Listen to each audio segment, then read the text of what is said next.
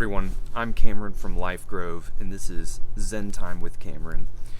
These episodes are going to be short installments of how to live life in a mindful way, and today's episode is more of an introduction to what we'll be talking about. And mindful living is really more about being present in the moment at all times. And when we can do that, we live a healthier, more present life, and this can help with things like anxiety, depression, and anger. When we allow ourselves to be present in the moment, we are setting ourselves up for success in everyday life. And this doesn't mean that you have to meditate or practice something to do this. It can be something as simple as just walking and being aware of your surroundings and being aware of yourself in that moment. This is how we can be mindful in everyday life. When our thoughts run wild and when we don't have an understanding of how our mind works, we often run into problems with thinking negative thoughts consistently. And the only way to really overcome that is to learn that the mind is doing that. And when you can learn to live with that and learn to live with the moment and how it is, then you can understand fully how to be present. And so I'm going to give you some tips and some ideas of how you can do that. First thing is, when you find yourself in a negative thinking pattern, right, whether it's I'm not good enough, or I'm never going to get this, or I'm never going to be this person I'm trying to be, this is your mind working in a negative way. It's not working for you, it's working against you.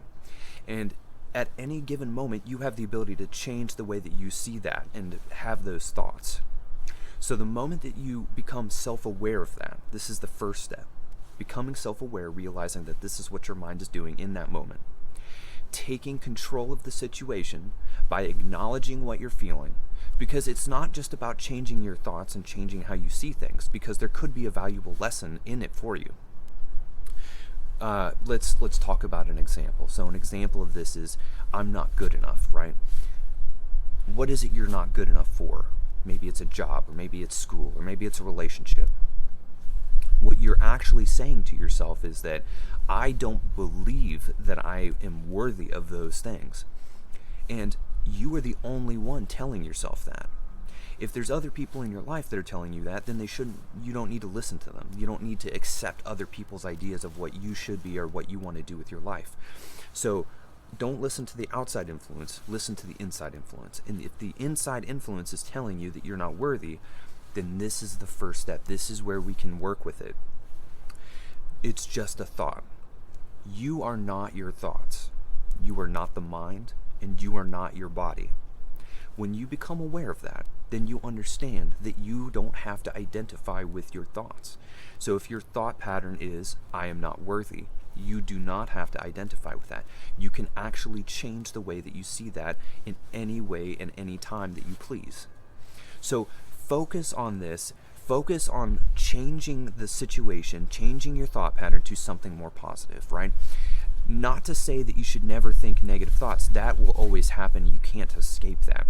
But this is more about transcending that actual feeling and that thought pattern. So identify, become aware of it. What is it telling you? What is it telling you about yourself? Those are the two first parts. And then the third part is correcting this, correcting that thought pattern behavior to something more positive and that works for you and not against you. And you can use your rational mind to come to these conclusions. Is there any actual reason you don't deserve to have love? Is there any actual reason that you can't get the job that it is you're trying to get? And if you can identify things that you believe are limiting you from these things, then now that you have identified what those things are, work on them. If you're not capable of getting this job that you want, what steps do you need to take in your life to make that a reality? Do you need to change your resume? Do you need to start getting up earlier in the morning so that you can achieve that job? Do you need to dress in a different way? These are all things that you can actually do on your own to change your current situation, right? Now let's take another example, right? Love. You think, if you are having the thought that you're not worthy of love, why are you feeling that way? Could it be a thought pattern, belief pattern from your past, from your childhood, that makes you believe that? Every single person in life is worthy and is capable of having love in their life. The only person that stops them from having that is themselves. Your limiting beliefs of what you think you can have or should have is actually what's keeping you from having it. So change the way that you feel and see about that situation, and it will work for you in your benefit. So let's talk about that. How does that work? So if you believe that you're not good enough, or that there's something actually wrong with you, that the thought pattern and belief system that you have that makes you feel like you're not worthy and that you're not going to achieve the things that you wish to have or the love in your life that you wish to achieve is only being separated by yourself. And you have the ability in any given moment to change that. So let's talk about the love aspect of it. How do we attract love into our life if we don't believe that we're capable or worthy of it? Again, this comes back to self-awareness. Why do you believe that? Can you write down on a notebook or a piece of paper what it is about yourself that you believe is keeping you from having that? And again, this all comes to self-awareness. What is your awareness about yourself? Is there any actual realistic or rational reason that you don't believe that you can have love in your life? If it's because of failed relationships in the past, that is not your fault. That is life. This will happen. It is our attachment to the idea that we need somebody else in our life to create happiness or even to create love.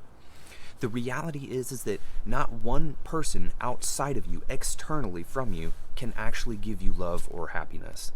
Momentarily, yes, momentarily they can provide you with love and happiness in your life. This is true.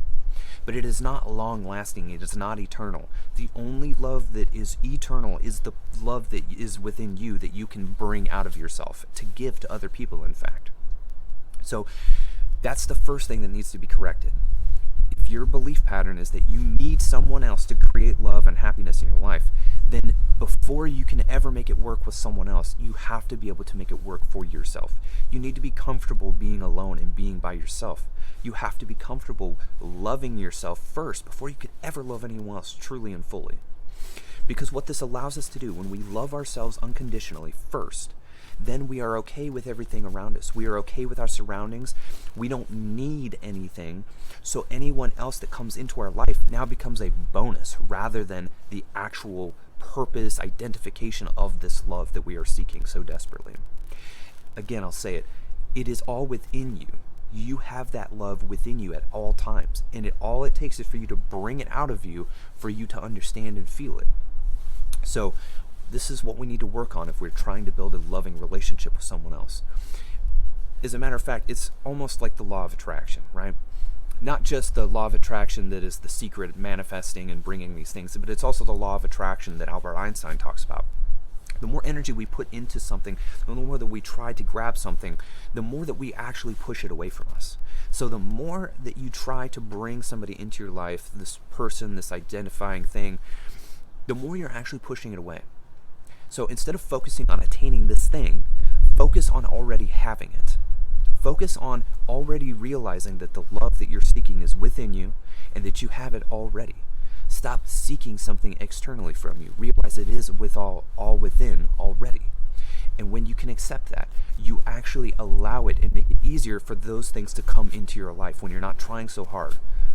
And we can see this with everyday things. How many of you have tried to attain something so hard, so desperately, and you end up actually pushing it away because you're trying so hard?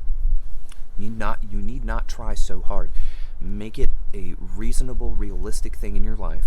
Accept that you already have it. Make it easier, and you will bring it into your life. So let's go over those 3 steps. Self-identification, right? Realizing what's going on, your thought patterns and beliefs. Making a list, seeing the rationality in those things that we understand. And then 3, being able to live with these things in our lives. Using your mind to live with the 3 things that we've just talked about. Okay, so not trying so hard to get something, realizing we already have it and becoming one and accepting it for what it is. This is the way that you can actually get all those things and be attained. This has been Zen Time with Cameron. Thank you for listening. We'll catch you next week.